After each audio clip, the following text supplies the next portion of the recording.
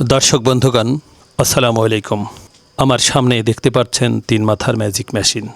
আমি এখানে দাঁড়িয়ে সাবলীল ভাষায় সুন্দর আকর্ষণীয় কথা বলবার চেষ্টা করছি। আরও যদি আকর্ষণীয় ভাষা আমার জানা থাকে সে ভাষাও হয়তো প্রয়োগ করব। তার কারণ কি জানেন? শুধু আমি ভালো থাকবো, আমার পরিবারকে নিয়ে ভালো থাকবো, এটাই আমাদের মানসিকতা, এটাই আমাদের চিন্তাভাবনা। আমি যেমন আমার পণ্যের গুণগান গাচ্ছি, বিবেকের কাছে প্রশ্ন রাখলে দেখা যায় যে যদি আমি একা ভালো থাকি তাহলে কি সমগ্র পৃথিবী ভালো থাকবে, সমগ্র দেশ ভালো থাকবে, এদেশের প্রতিটা মানুষ ভালো থাকবে? কোনোভাবেই না। যেসব মানুষগুলা আমার দৌর পর্যন্ত আসেন তারা কতটুকু ভালো থাকবার আশা নিয়ে আমাদের পর্যন্ত আসেন তা হয়তো এই মানুষটার জায়গা আমি না দাঁড়ালে কখনোই বুঝবো না। ভাইজান, আসসালামু আলাইকুম। আসসালামু আলাইকুম। আপনি ভালো আছেন? আলহামদুলিল্লাহ। ভাইজানের পরিচয়টা আমাকে। আমি নারায়ণগঞ্জ আড়াইহাজার থানা থেকে আসছি। আপনার ভিডিও দেখে আমার কাছে ভালো লাগছে, এই কারণে আমি সৎ লোকের কাছে এসেছি। আল্লাহ যেন আমার ব্যবসাটা উন্নত করে, ভালো রাখে। আমি সাধারণ একটা ছোটো দর্জি দোকান চালাই, টেলার্সের কাজ করি, পাশাপাশি এই ব্যবসাটা দিতে আমি চেষ্টা করি। ছেলে মেয়ে কয়টা আছে? আমার 2 মেয়ে, ছেলে নেই, মাদ্রাসায় পড়ে।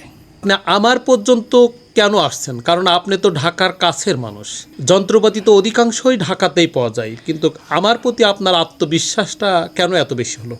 আমি আসছি এত দূরে আপনার কাছ থেকে, আপনার ব্যবহারটা আমার কাছে ভালো লাগছে।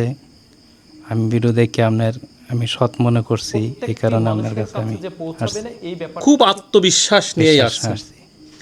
ভিডিওয় যতটুকু দেখেছেন, আমি যতটুকু বলেছি, আপনি কতটুকু বুঝে নিতে পারলেন বা কতটুকু বুঝে পেলেন? আমি ভিডিও দেখছি, ভিডিও যেরকম দেখছি আপনার কাছে ঠিক সেরকমই আমি আশা করি।